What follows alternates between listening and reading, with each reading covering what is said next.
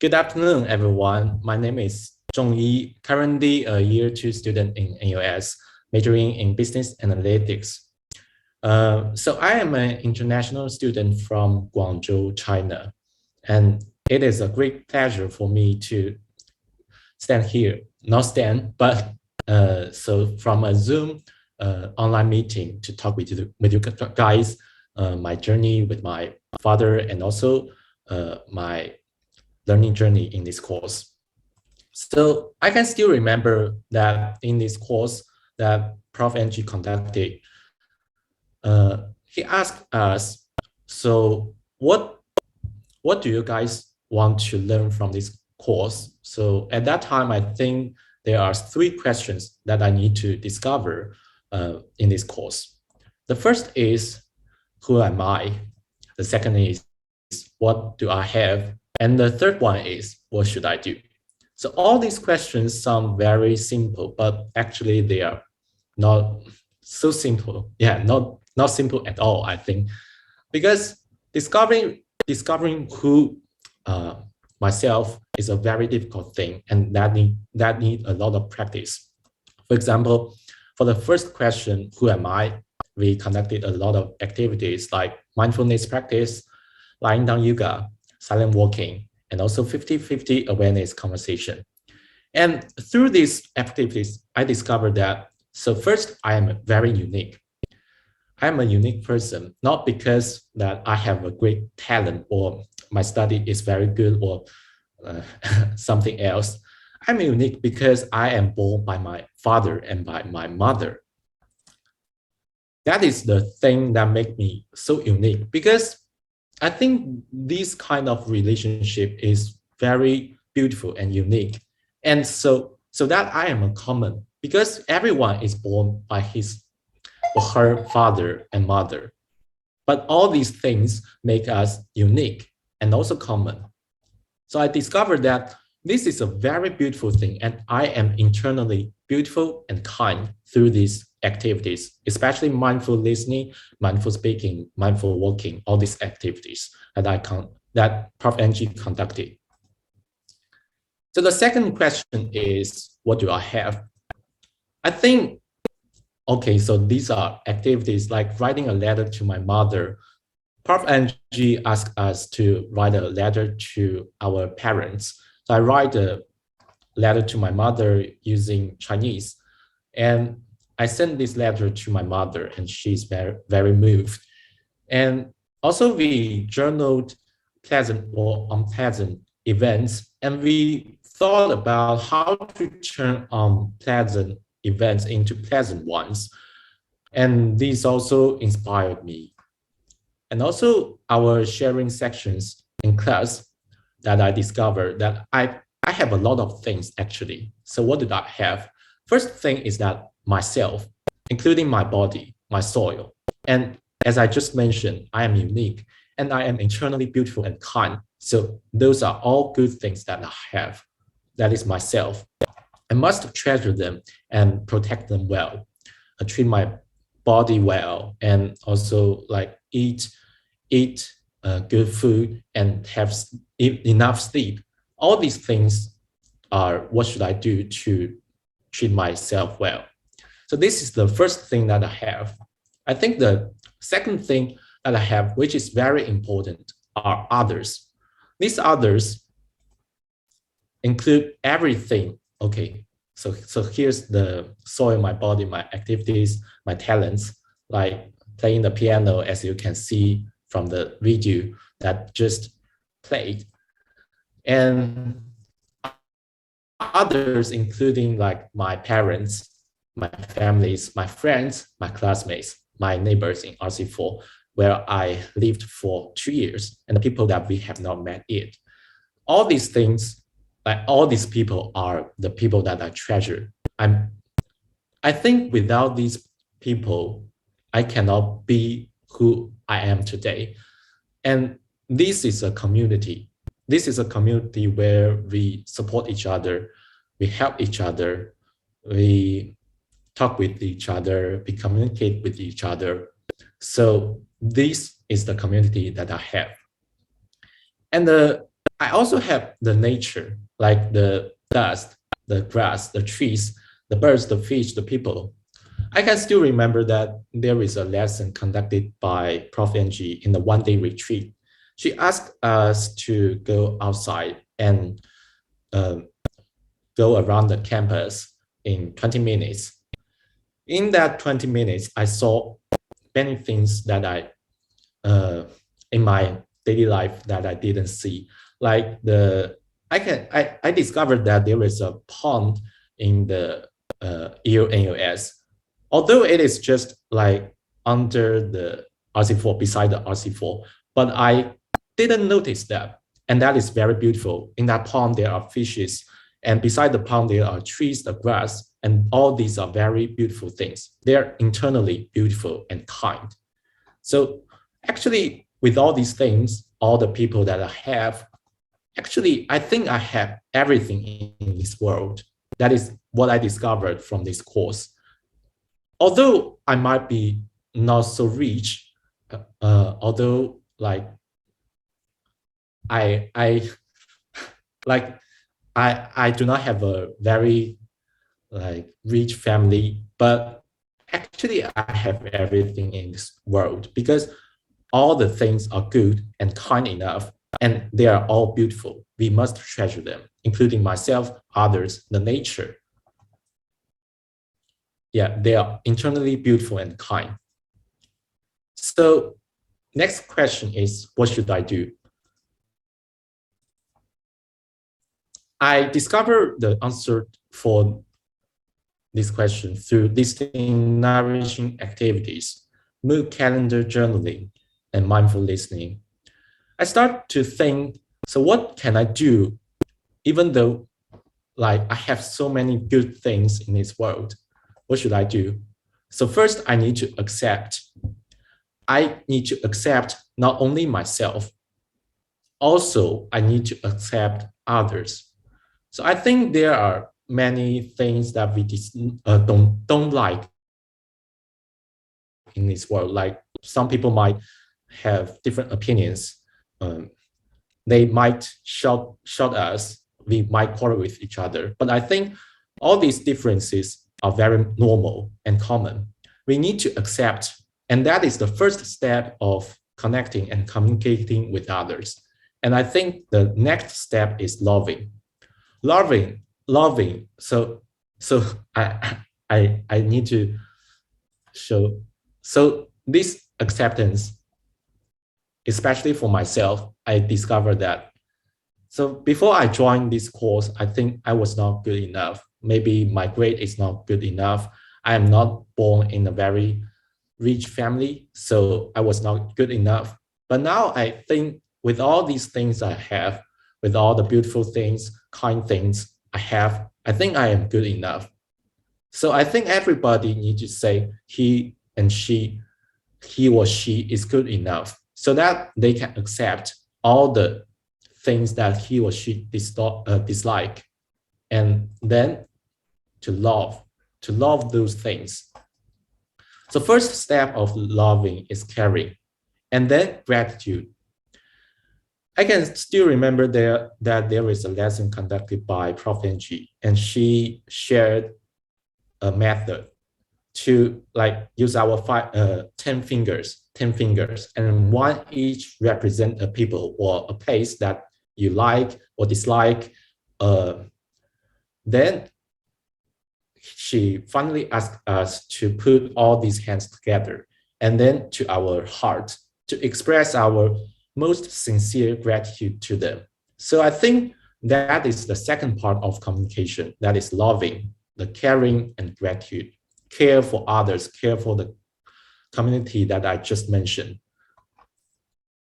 So at the last stage of this presentation, I want to share with you guys a saying from a Chinese philosopher Wang Yangming, that is 此心光明亦复何言.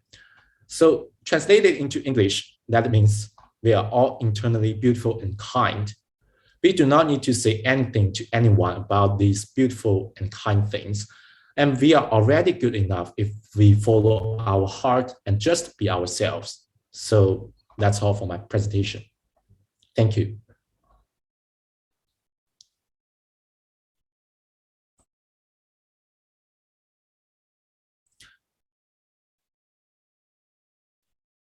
Do you have any questions?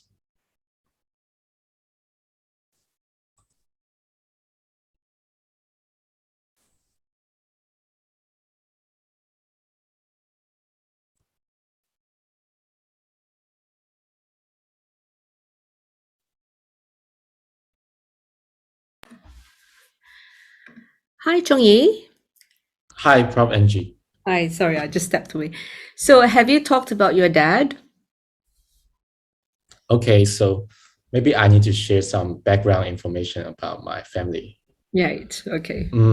So let me share some background story. So I just stay here or I end my sharing. I think, okay, I end my sharing. Okay, so I think my dad and my mother, yeah, they all love me. Yeah, I need to say they all love me very, very much. But my father and my mother divorced when I was 5 years old. Then I lived with my mother. And then I didn't talk with my father for many, many years, like about 14 years. But I met him, but we just treat each other like strangers. Like we, because I think we are not a family anymore.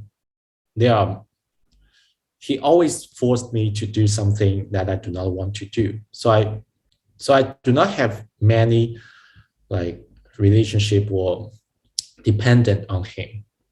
Uh, he loves me, but he loves me only in his ways. He thinks if he thinks that something is good for me, then he will do it. But I may not feel very good sometimes. Like for example, I can still think that when I was like 3 years old, when I still live with him, we are all together, my father, my mother, and me. He thinks that eating ice cream is a very good thing, and he loves eating ice creams. He thinks that children all love eating ice creams, but I do not like. Then he forced me to eat ice creams. Like he bought many, many ice creams, and every day he forced me to eat one because my stomach is not very good. It is weak. So every time I eat an ice cream, I do not feel good. Mm, this is just one small example. There are also many others. So he likes to force me to do something that I do not want to do. That makes me very feel not good. So actually, when my father and my mother divorced, I do not feel very sad. Actually, at that time, my mother asked me about this question. Like my mother asked, we have a lot of conflicts. And now my father and your father and me, if we live, if we do not live together, we are separated. I think the life will be better. What do you think? She just asked me when I was 5 years old. Then I answered, yes, I think so. So I answer with that. If my father and my mother do not live together, if they are separated, then there will be fewer conflicts. So I just answered that. Then I lived with my mother. And that's the background story. So actually living without my father, growing up without my father, I think it is not a very negative thing for me because I think my mother has fulfilled all the needs that I need from parents, including my dad. I think my mother is a very brave woman. She has a lot of courage. When I was 12 years old, just after graduating my primary school, I want to go to a big city and continue my secondary school there. That is Guangzhou, a much larger city than my hometown, Luoyang. So at that time, I lived with my mother, and we do not have much money. So it is a difficult thing actually to live in a very strange city, to meet all the people that you do not know before. I think, but at that time, even though I was only 12 years old, my mother listened my needs. She fulfilled my needs.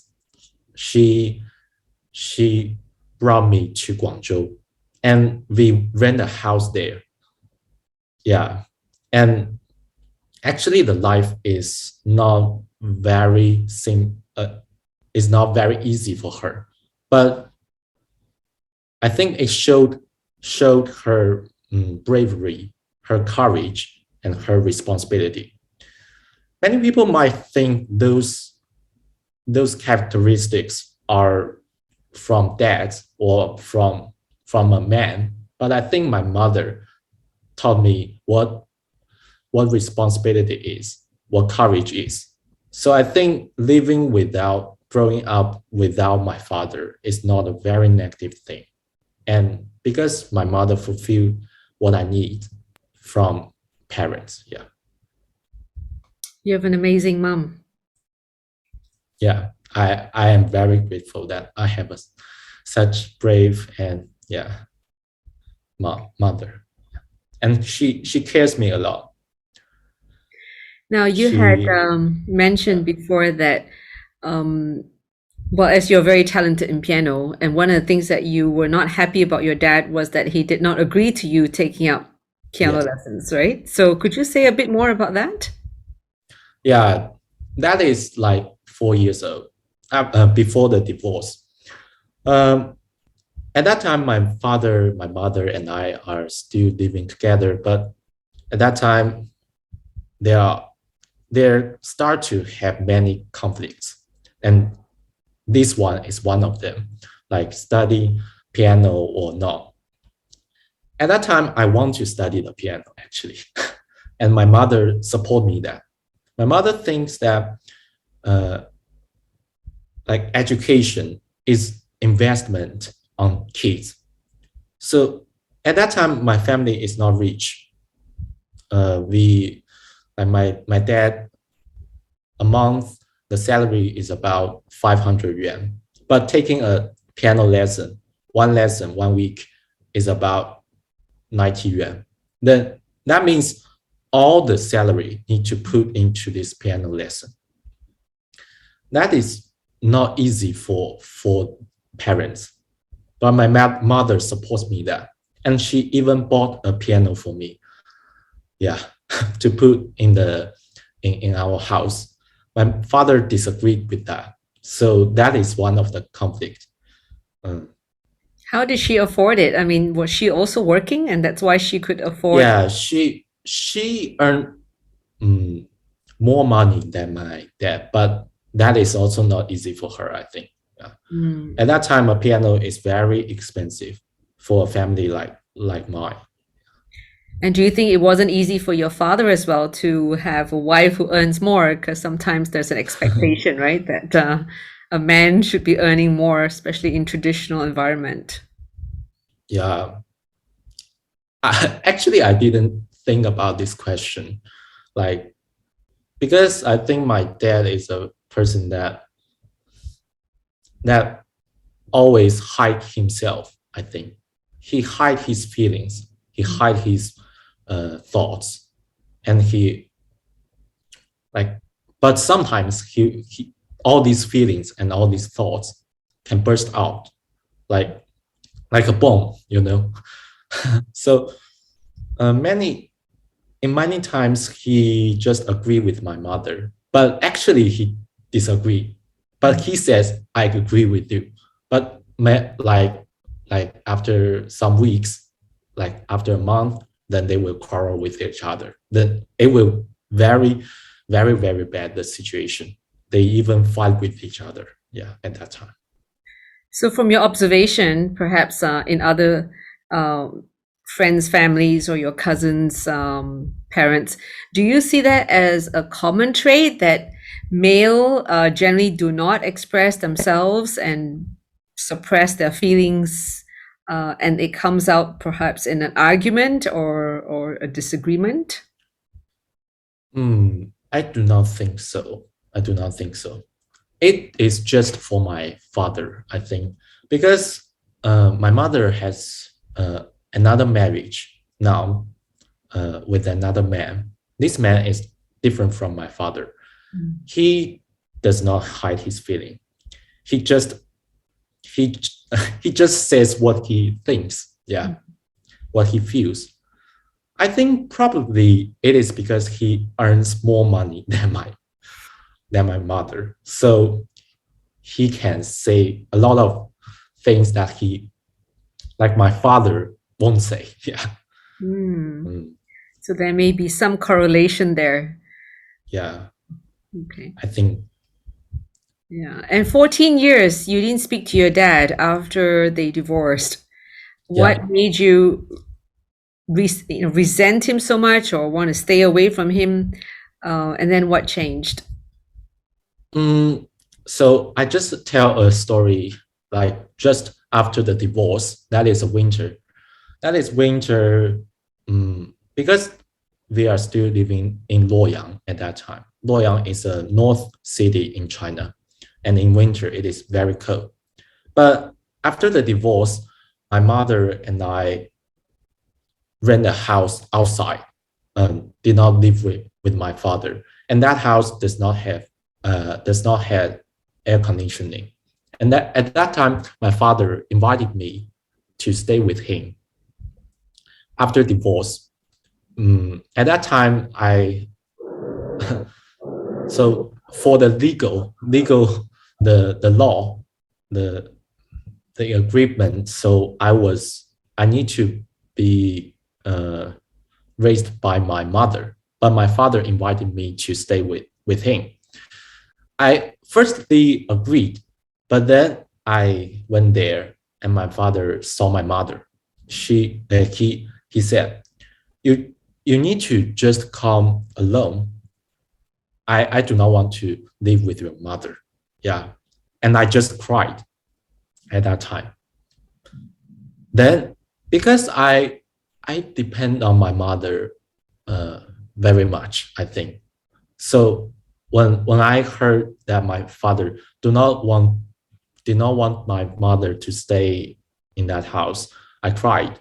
And then I refused him to stay with him because he said, you cannot let your mother live together with me. So from that time on, I start to feel that we are not a family anymore. So that makes me does not want to speak with him. So the few words that hurt you resulted in you just wanting to alienate or to be away from your dad. Yeah. And so did you even stay there at all, or you stayed a short time? No, I didn't stay there. I didn't stay there even for minutes or seconds. I didn't step into that house. So subsequently, what happened? Did he try to make contact with you? Did you want to see him again? He actually he loves me a lot. He wanted to see me. Every time that I met him on the street, he was very excited and wanted to hug me or kiss me, but I always refused because I just do not dislike him. And I think we are not a family anymore. Do you have a better appreciation as to why he didn't want your mom to stay there now that you have more grown up and and how he may have felt, you know. I think that is just because of the conflicts. All the conflicts together, they are not very big things or they hate with each other, but many small conflicts that makes this relationship very worse. Yeah. Very bad. Yeah. So just as he's wanted to force you to eat ice cream, he wants you to stay but not your mom, resulted in you not wanting to be with him. So are you able to appreciate that, there were probably words that were said to each other that hurt him, that he probably didn't want your mom around either? Yeah, definitely. My mother is a person who is who does not hide her feelings. So every time when she feels angry, then she will just burst it out. She does not care about my dad's feeling or something. So I think that might be one of the reasons. But also yesterday, because yesterday I had a dinner with my dad, he also mentioned that if he had a chance to choose again, whether to divorce or not, he will definitely want to stay with me and my mother.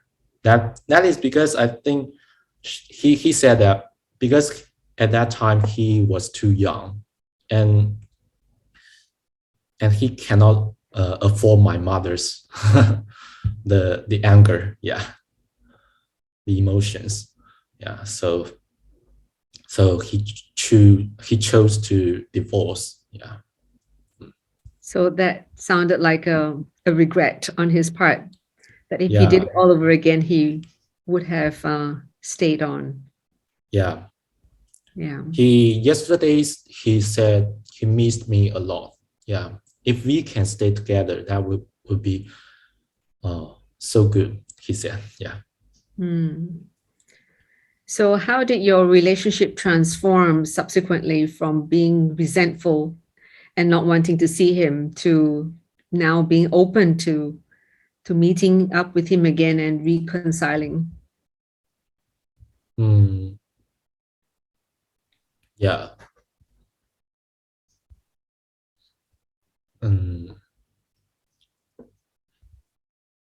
Yeah, I still have a lot of bitterness towards my dad now.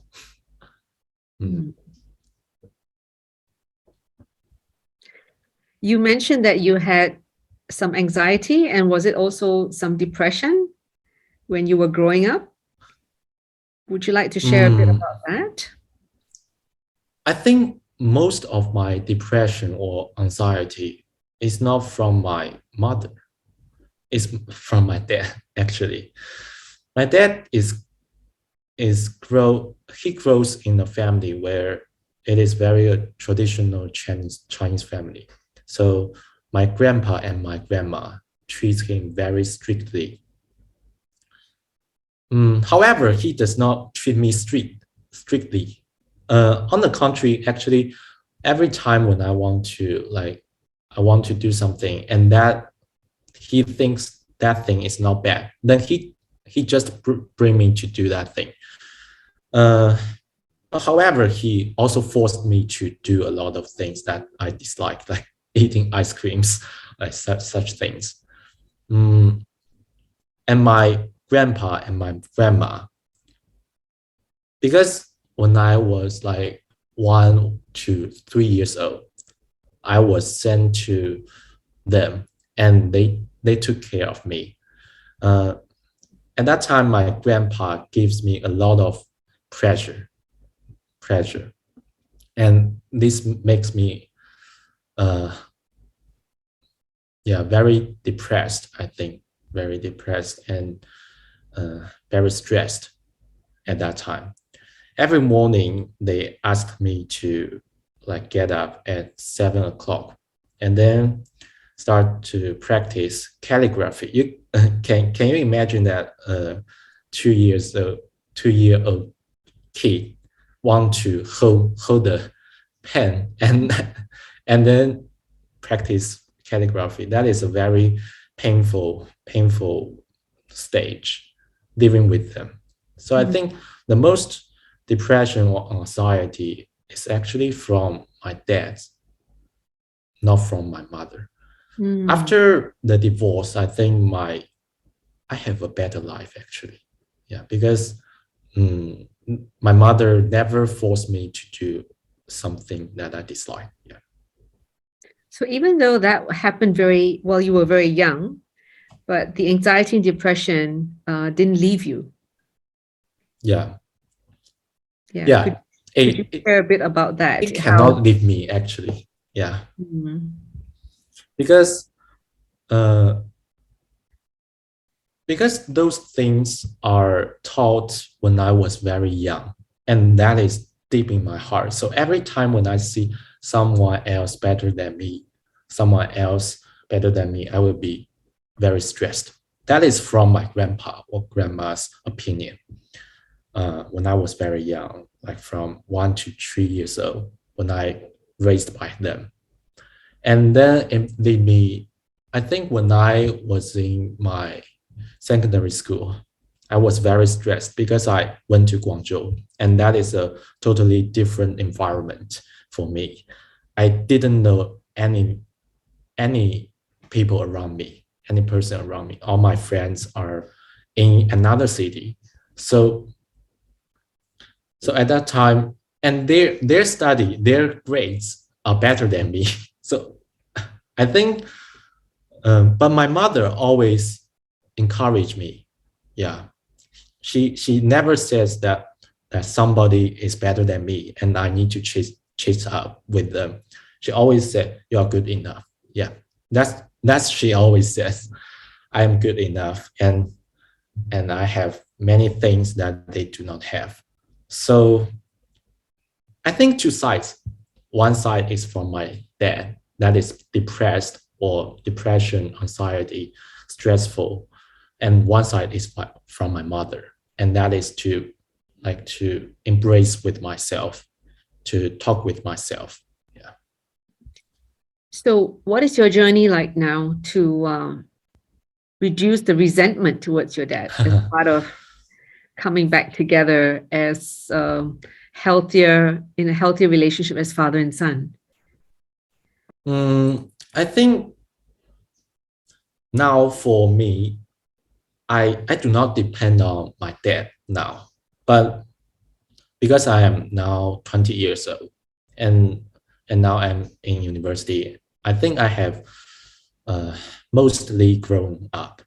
So I think I do not need to depend on my dad, but now I want to have a better relationship with him because I want to appreciate him. I want to give my thankfulness, my gratitude to him, because he at least raised me up from when I was born to 5 years old before the divorce.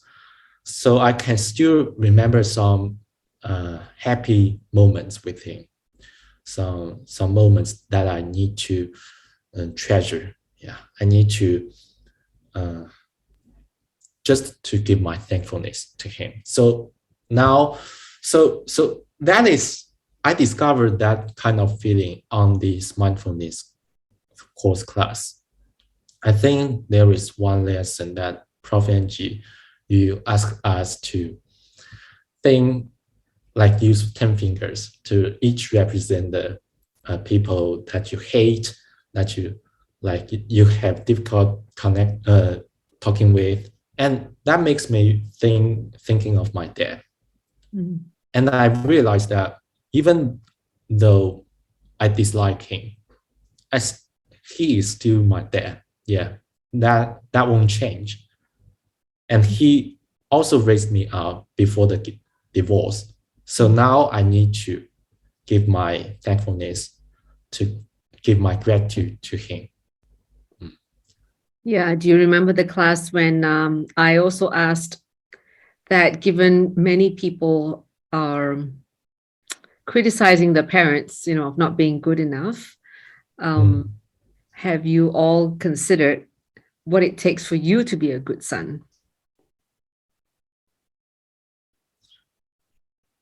Yeah, that is the question that I need to think at this stage of my life, like just growing up after 18 years old, being a man, right? And it is not a time when a father needs to like give something to his son, but his son need to gives his support to his father.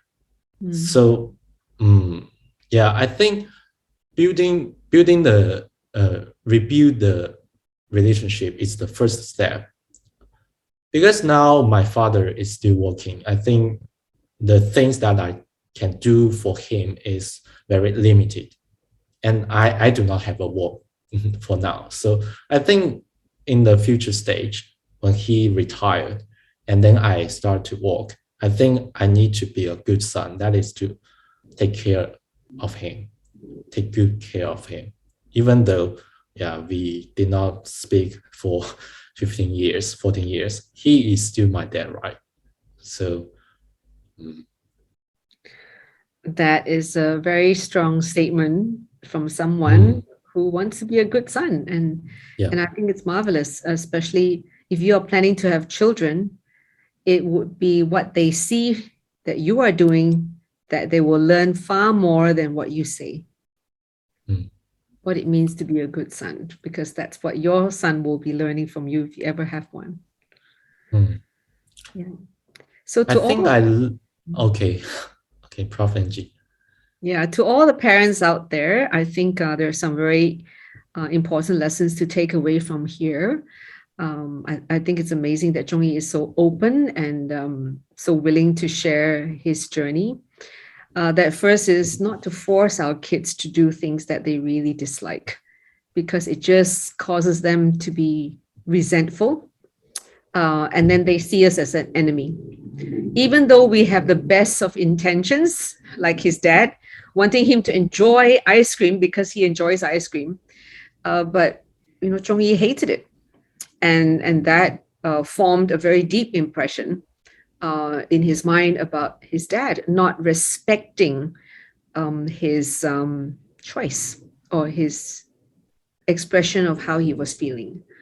So sometimes our kids are going to feel that that they're not respected, and they're going to end up resenting us, even though we have best of intentions. And secondly is to be really mindful about what we say, because our children, again, does not always understand the context, the baggage that we may have with our spouse, who happens to be the other parent of our children, and they don't understand this baggage that we carry around with us.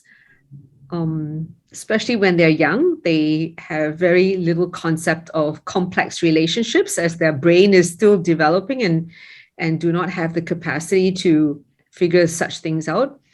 So they're just going to see that, my parents are just so dysfunctional. But in a way, yes, I think that's what it is, right? Parents have become dysfunctional, and it's going to be, as parents, responsibility for us to repair our relationship, because if not, it affects the children. So do not let your dysfunctionality end up hurting the kids. And if his parents had a better relationship, it would have also been a more positive impact on Zhong Yi. Yeah, I mean, it's not a statement of judgment, but it is important for us, if as parents we loved each other once upon a time, and if things don't work out, that we can transform that love relationship to a friendship. And that will be a great story example as well for our children. Zhong Yi, do you have anything to add? Like, what would you say to parents out there, and also to another young person like you who could be listening in? What would you say? So first, I would like to thank Prof Angie to giving me this chance to share my stories. and my journey with my dad. So I want to add a few points. The first is to speaking to some other parents. I can see that many parents does not treat their children's ideas or their thoughts or their opinions like an independent opinion. They think that they have the rights to decide what their children need to do, what their children want to do, what their children should do. But I think that is not correct. I think a good relationship in a family is to respect with each other.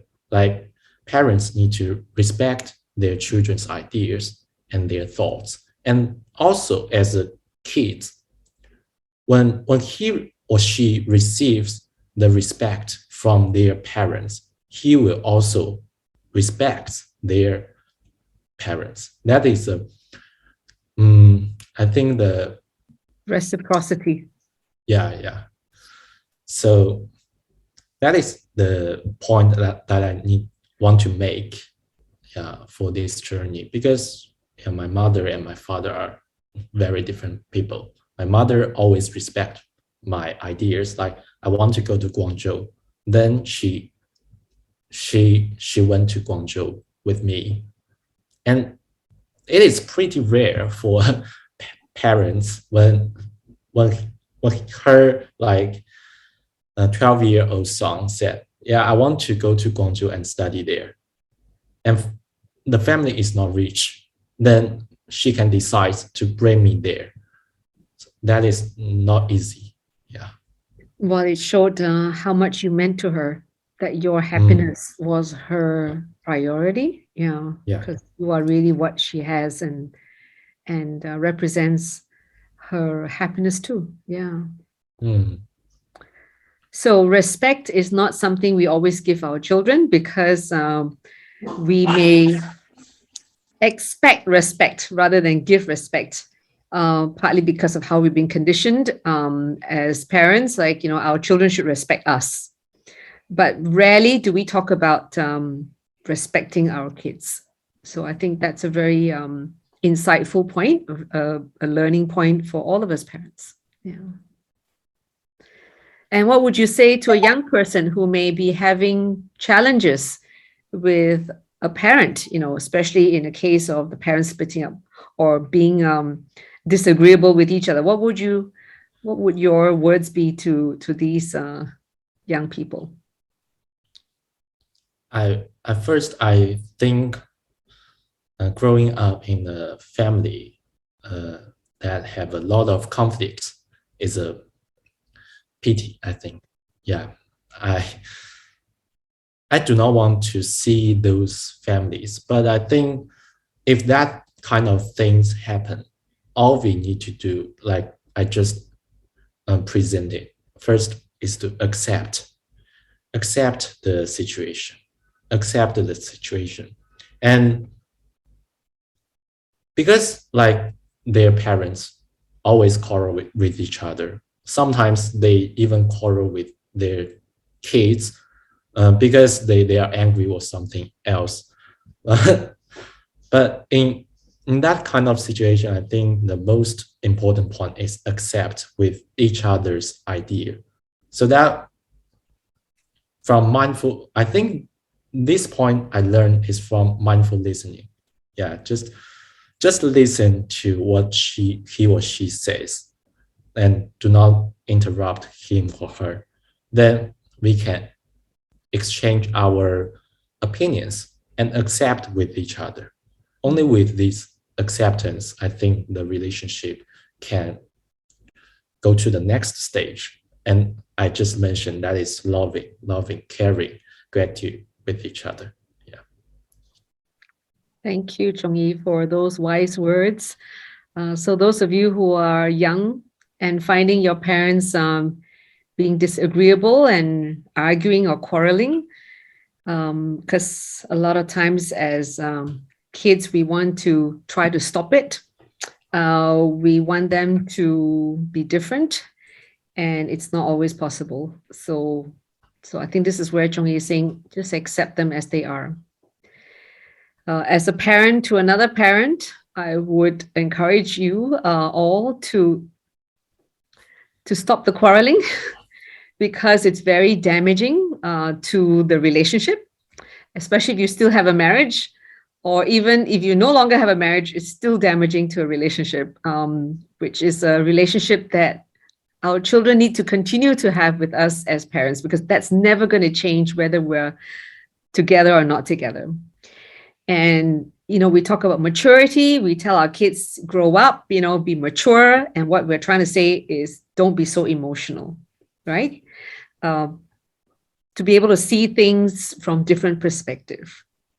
And sometimes parents need to be told that as well, to grow up, to be less emotional and to learn to see things from each other's perspective, not about winning arguments, not about being right, but seeing what is beneficial to the marriage, to the family, and be kind to each other.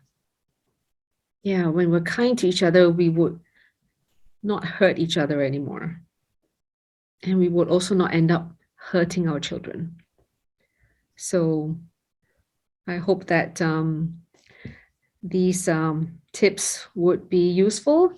And reconciliation is a path where we come together to be able to agree not to just, that we agree not to agree at times, to be able to appreciate each other's views, be respectful to each other. That is actually reconciliation. So it's wonderful that Zhong Yi is now on the path of reconciliation with his dad. So Zhong Yi, would you just like to share a little bit more about that before we close the session today? Sure. So like, I think in April, like so around that month, I added my father's WeChat. That is like something like WhatsApp in Singapore. And because there are many times that he sent me a friend request, but I always refuse that. But this time I sent him a friend request, and he just accepted very quickly. Yeah. Then I only send a sentence that I'm missing. Yeah, I'm missing. Then he replied. Yeah, he did not reply very quickly. I think he might be thinking, well, what's wrong about me? Like for so many years, not having a phone call, not speaking to each other. How do I say, I miss you now? Then he made a phone call back, like a video call or the online one. Then we talked about he asked a lot of things about my study in Singapore. What do I eat every day? How do I sleep? And he told me that I need to take care of myself in Singapore. And he asked me, why do you send me a message for so many years? After all, I said, because I think after all these years, no matter what had happened, you're still my dad. Yeah. And that won't change no matter what happened. So I realized that. So I want to make a phone call or send a message with you. So he was very moved. Yeah, yesterday we had a dinner and he talked about that thing. He said, oh, I was really moved at that time. Because so many years you didn't make a phone call to me, you didn't send a message to me, but after all, you understood all these things, and you start to just rebuild our relationship. And I just went back to China for about 1 month. I spent about 14 days in Guangzhou, and then I I went to Luoyang, where he lived. Yesterday was just a dinner. Yeah, several days before I went to see my grandpa and grandma. They are all very excited, yeah, to see their grandchildren. And it's a wonderful journey, right? Yeah. Actually, nothing happened, right? Nothing very bad happened. So it's all some small conflicts, but that's all in the past. And we are living in the present. And also we need to embrace now, embrace the time in the present. So yeah. So I think my dad is not young anymore. Yeah, there are very less time that I can spend with him. I think not so much time like I was still young, like I was 1 or 2 years old. I cannot stay with him every day. So maybe 1 year or half a year, I can went back to China and see him. And I think that's enough. Yeah. Thank you, Zhong Yi. As you said, it's not like a lot of things happen, but it's the stories that we store in our head, the judgments that brings about the anger. And that is what holds us back from being kind, from wanting to care, and even wanting to be in contact with someone. So I'm really proud of you for how you have shifted your mindset and now being open to being with your dad. And as we can see, your dad was just so it was him. He just embraced you back into his life, right? I mean, something he had been waiting for a long time, and something that's just made him so happy. He was so moved, as he said, when you reached out to him. So any one of us in this session that, if you have a bad relationship right now with your parent, there's nothing more a parent wants than to have a better relationship with the child. They may not know how to, but you can change that, just as Zhong Yi has done so. I mean, his father didn't know how to reach out to Zhong Yi, but Zhong Yi did it, and he's the child. So it's not always the older person has more wisdom. It can be the younger person too. Yeah.